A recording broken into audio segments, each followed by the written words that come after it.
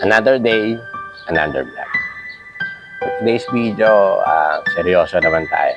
Okay, pakinggan mo to. Ganda to.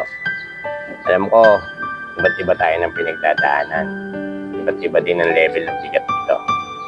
Pwede yung pinagdadaanan natin, sobrang bigat-bigat na.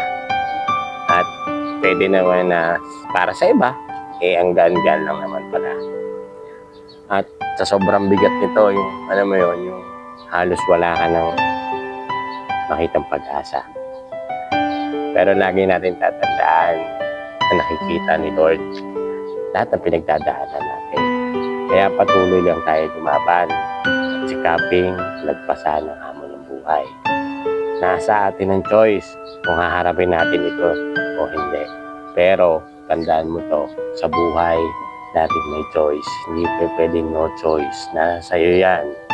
Okay? Kung talaga hindi mo na kaya at hirap ka na, mag-pause ka muna. Mag-isip ng tama, magdasal ng taimtim. Alam ko, na isosolve yan ni Jesus. Okay? So, sa mga darating pa na problema, kalmahan mo lang. Ilipas din yan. At lahat naman ng ito, may plano sila. Okay?